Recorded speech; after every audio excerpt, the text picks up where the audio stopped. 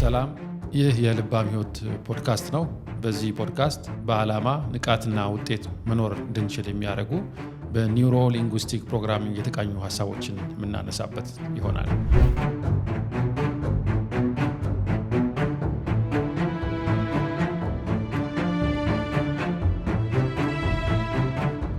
በዚህ የልባም ሕይወት ፖድካስት የምናነሳው ሀሳብ ምናልባት ከተማሪ እስከ የድርጅት መሪ በአካል በግልም ሆነ በግሩፕ የሚመጡ እኛ ጋር የሚመጡ ሰልጣኞቻችን በብዛት የሚያነሱት ከ80 እስከ 85% የሆኑት ተማሪዎቻችን የሚያነሱትን ሀሳብ ነው። ይህ ሀሳብ ከስሜት ጋር የተያዘ ነው። በአብዛኛው አንድን ነገር መስራት፣ ማድረግ፣ ማግኘት፣ መሆን ስንፈልግ ሁላችንም ራሳችንን የሆነ አይነት የስሜት ወይም የአእምሮ ሁኔታ ውስጥ ማግኘት ይገባናል። አንዳንድ ጊዜ ደግሞ እነዚህ የስሜትና አእምሮ ሁኔታዎች የምንፈልገውን ነገር ከማድረግ ሲገቱን በብዛት ይታያል። እዚህ እኛ ጋር የሚመጡ ሰዎች በአብዛኛው ቁጣ የሚባል ንዴት፣ ነገ ማለት፣ ይሉኝታ በሚሉ ስሜት ወይም አእምሮ ሁኔታዎች በብዛት እንደሚጠቁና በዚህ ምክንያት ግንኙነቶቻቸው፣ ስራዎቻቸው፣ ጤናቸው ሁሉ እንደሚታወቅ ወይም እንደሚታከል ይነግሩናል። ስለዚህ ዛሬ በተለይ በመጀመሪያው ፖድካስታችን በዋናነት ላነሳው የፈለግኩት እንዴት አድርገን እነዚህን የማንፈልጋቸው ስሜቶች መግራት፣ የምንፈልጋቸውን ስሜቶች ደግሞ በብዛት ራሳችን ማቆየት እንችላለን የሚለውን ሀሳብ ማንሸራሸር እፈልጋለሁ። ከዚህ ጋር በተያያዘ ፕራክቲካል የሆነ ልንጠቀምበት የምንችል አንድ የስሜትን መግራት የሚያስችለን ሞዴል ሰጣችኋለሁ። በኒውሮ ሊንጉስቲክ ፕሮግራሚንግ በተለይም ይህንን ኤንኤልፒን ፖፑላራይዝ ያደረገው አንቶኒ ሮቢንስ የሚባል ሰው ዴቨሎፕ ያደረገው ሞዴል አብረን እንመለከታለን ማለት ነው። ስለዚህ ኤኒ በማንኛውም አይነት የስሜት ሁኔታዎች የምትቸገሩ ሰዎች ካላችሁ ይህን ፖድካስት በማድመጥ እንዴት አድርጋችሁ ስሜታችሁን በቀላሉ መግራት እንደምትችሉ አብረን እንመለከታለን። ስለዚህ በማንኛውም ሁኔታ ውስጥ በአንድ ወቅት እና በአንድ ሰዓት ላይ የሚኖረን ወይም ያለንበት ስሜት ወይም የአእምሮ ሁኔታ ሶስት መሰረታዊ ነገሮች ይቀሰቅሱታል ወይ ደግሞ እንዲነሳሳ ያደርጋሉ። ስለዚህ እነዚህን ሶስት ነገሮች ማወቅ ከቻለን እያንዳንዳቸውን በምንፈልገው መንገድ በመግራት ወይ ደግሞ በማስተካከል በዛ ደቂቃና በዛ ሰዓት ውስጥ የምንፈልገው ስሜት ውስጥ ራሳችንን መግታት እንችላለን። ከጭንቀት፣ ፍርሃት ከሚባል ወይም ተመሳሳይ ከማንፈልጋቸው አይነት ስሜቶች ውስጥ ሞር ደስተኛ የመሆን የመነቃቃት እንደዚህ አይነት ስሜቶች ውስጣችን እንዲፈጠሩ ማድረግ እንችላለን ማለት ነው።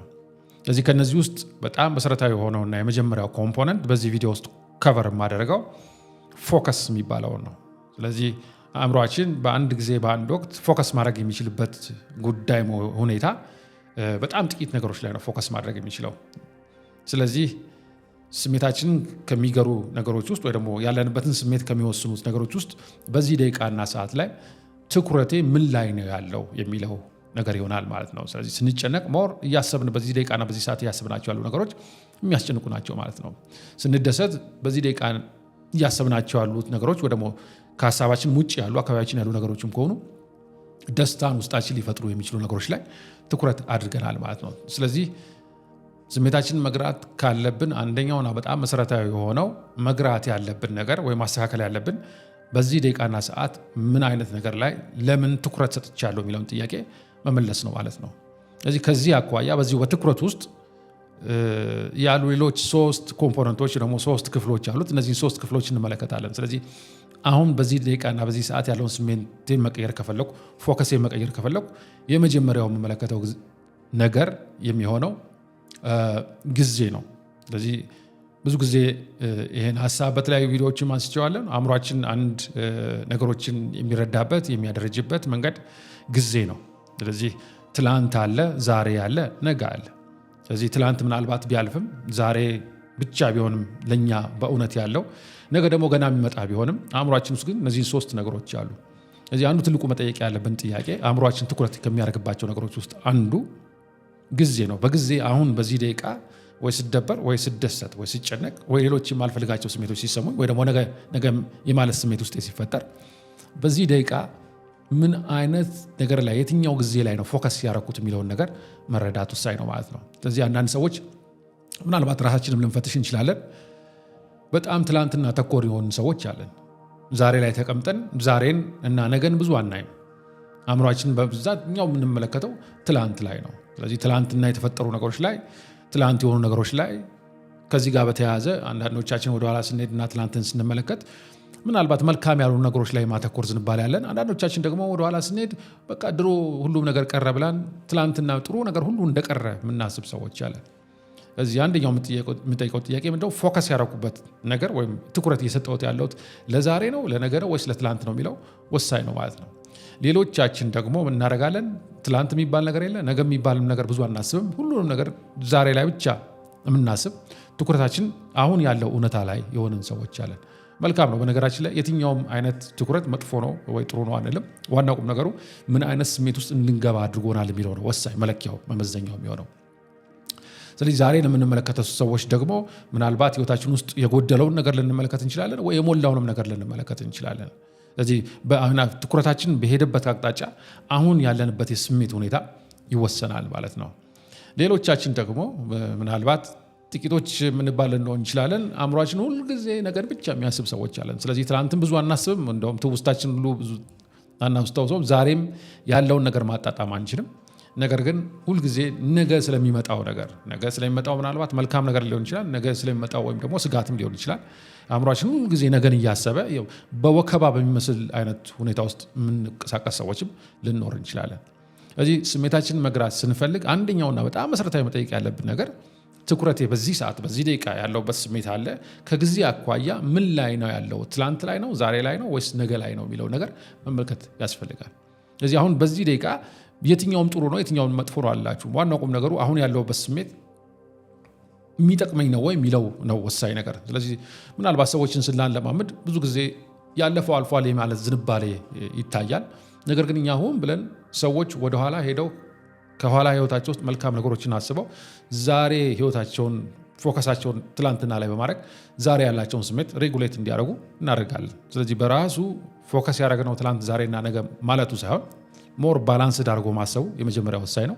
ሁለተኛው የምናስባቸውና ፎከስ እያደረግንባቸው ያሉ ጉዳዮች አሁን ያለውበትን ሁኔታ ኢምፓወር የሚያደርጉ መነቃቃትና ደስታን ውስጥ የሚፈጥሩ ናቸው ወይ ብሎ መጠየቁ በጣም ወሳኝ የሆነው ነገር ይሆናል ማለት ነው። በዚሁ በትኩረት ውስጥ የምንመለከተው ሌላው በጣም መሰረታዊ የሆነው ኮምፖነንት አሁንም ትኩረት ውስጥ ነው ያለነው። በነገራችን ላይ 3 ብለን ከጠቀስናቸው ውስጥ አንደኛውን ብቻ ዲስከስ እያደረኩ ነው። ሌላ አቴንሽን ልንሰጠው ወይ ደግሞ ፎከስ ልንሰጠው የምንችለው ነገር በኤንኤልፒ ኦሪየንቴሽን እንለዋለን። ስለዚህ ምን ማለት ነው? ዝንባሌ ብለን መመልከት እንችላለን። ስለዚህ ትላንትንም ዛሬንም ነገንም ስመለከት የምመለከተው አሉታዊ የሆኑ ነገሮች ነው ወይስ አዎንታዊ የሆኑ ነገሮች ላይ ነው? ብዙ ጊዜ አእምሮ ትኩረቱ ማለት ነው።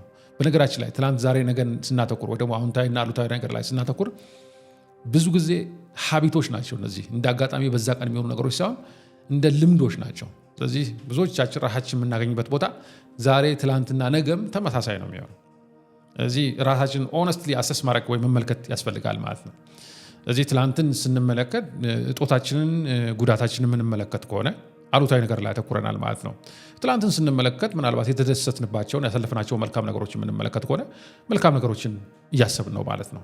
ዛሬንም እንደዚሁ ዛሬ ስመለከት በአብዛኛው የጎደለኝን መመልከት እችላለሁ፣ ወይም ደግሞ ህይወት ውስጥ ያለውን የተትረፈረፈውን መልካም የሆኑ ነገር መመልከት እችላለሁ። ስለዚህ ሁለቱንም ነገሮች መመልከት ምን አይነት ስሜት ውስጣችን ሊፈጥር እንደሚችል ማሰብ ትችላላችሁ። ሌላው እንደዚሁ የምናተኩረው ምንድነው? አሁንም ነገ ካለው ጉዳይ አኳያ አዎንታዊ ወይም አሉታዊ ነገሮች ላይ ማተኮር እንችላለን። ስለዚህ አንዳንድ ሰዎች ነገን ሲመለከቱ በአብዛኛው የሚታያቸው ስጋት የሆነ ሰዎች አሉ።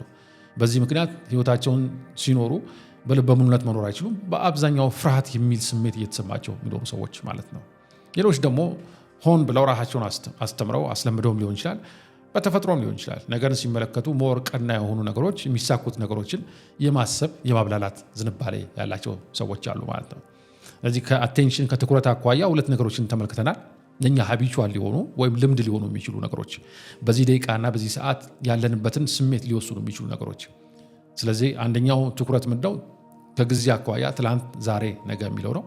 ሁለተኛው ትኩረት ምንድነው? አዎንታዊ ነገሮች ላይ ነው እያተኮርኩ ያለሁት፣ አሉታዊ ነገሮች ላይ ነው እያተኮርኩ ያለሁት የሚለው ነገር ማለት ነው።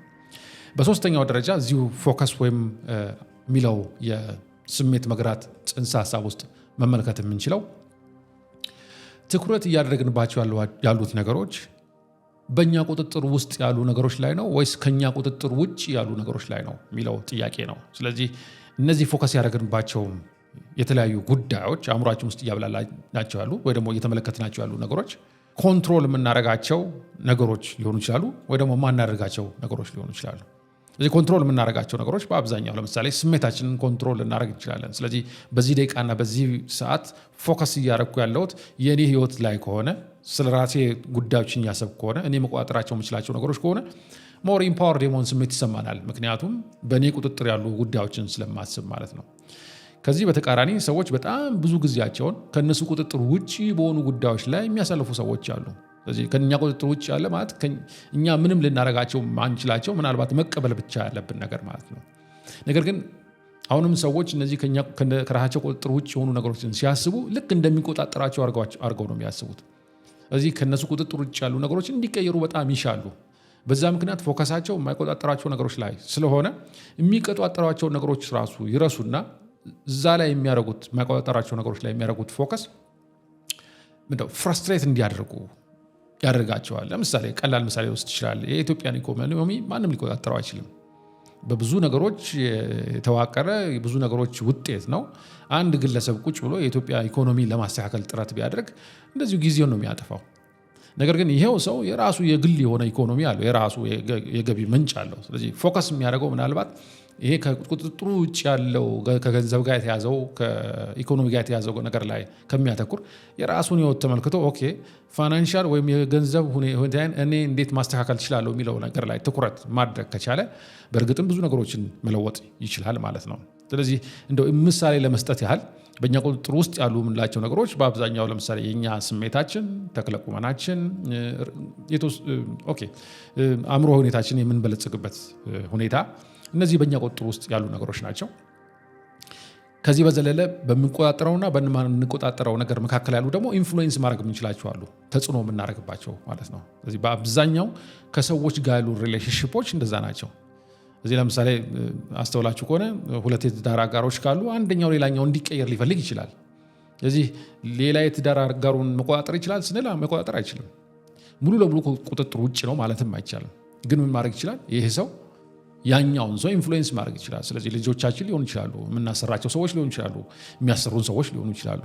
እነዚህ ነው ሰዎች ሁሉ ኢንፍሉዌንስ ልናደርጋቸው ወይ ደግሞ ተጽዕኖ ልናደርግባቸው የምንችላቸው ብለን ነው የምንመድባቸው። ከምን ጋር? ከቁጥጥር አኳያ ማለት ነው። ስለዚህ እነዚህን ነገሮችም እነዚህን ሰዎችም አሁን ልክ እኛ እንደምንቆጣጠራቸው አድርገን የእኛን አይነት ነገር እንዲያንጸባርቁ እኛ የምናደርገውን እንዲያደርጉ ለማስገደድ ጥረት ካደረግን አሁንም ህይወታችን ውስጥ ፍራስትሬት ለማድረግ ምን እያደረገን ነው? በር እየከፈትን ነው ማለት ነው። ስለዚህ ትልቁ የሆነው ነገር ምንድነው? ስሜትን መግራት ሲያስፈልግ መሰረታዊ የሆነው ነገር ራሳችን መቆጣጠር የምንችላቸው ነገሮች በማስተካከል በዛ ውስጥ ኢንፍሉዌንስ ማድረግ የምንችላቸው ተጽዕኖ ማድረግ የምንችልባቸው ነገሮች ኢንፍሉዌንስ እያደረግን እያስተካከልን ከኛ ቁጥጥር ውጭ ያሉት ነገሮች ሁሉ ግን እንደ መጫወቻ ሜዳ ተቀብሎ በዛው በተሰጠን ሜዳ ውስጥ ለመጫወት ጥረት ማድረግ ሞር ስሜታችን ለመግራት ያገለግላል ማለት ነው። ስለዚህ እነዚህ በጣም መሰረታዊ የሆኑ በአንድ ወቅት ወይም በአንድ ሁኔታ ውስጥ ያለንበትን ስሜት ሊወስኑ ከሚችሉ ነገሮች ውስጥ አንዱ እንዳልነው አቴንሽን ወይም ፎከስ የሚለው ነገር ነው። እዚህ አቴንሽንን ወይም ፎከስን ስናስብ ደግሞ አእምሯችንም ሊሆን ይችላል፣ ትላንት ላይ ሊሆን ይችላል፣ ዛሬ ላይ ሊሆን ይችላል፣ ወይም ነገ ላይ ሊሆን ይችላል። ወይም ደግሞ በሁለተኛ ደረጃ አዎንታዊ ወይም አሉታዊ ነገሮች ላይ ፎከስ ሊያደርግ ይችላል። በሶስተኛ ደረጃ ደግሞ የምንቆጣጠራቸው ነገሮች ወይም የማንቆጣጠራቸው ነገሮች ላይ ሊያተኩር ይችላል ማለት ነው። የስሜታችን መግራት ስንፈልግ ትልቁ የምንጠይቀው ጥያቄ ይሄ ነው። በዚህ ደቂቃና በዚህ ሰዓት ያለውበት ስሜት አለ። ወይም ጭንቀት ሊሆን ይችላል፣ ወይ ቁጣ ሊሆን ይችላል፣ ወይ ንዴት ሊሆን ይችላል፣ ወይ ደስታ ሊሆን ይችላል፣ ወይ መነቃቃት ሊሆን ይችላል። ምን ነገር ላይ ፎከስ ባደረግ ነው ወይም ትኩረት ስለሰጠው ነው እዚህ ስሜት ውስጥ ያለሁት ብሎ ጠይቆ ስሜቱን ካልወደድ ነው ያን ስሜት ለመለወጥ መጀመሪያ የምናደርገው ነገር በዛ ሰዓትና በዛ ደቂቃ ላይ ያለውን ትኩረታችንን ወደ ሌላ ቦታ መውሰድ ነው።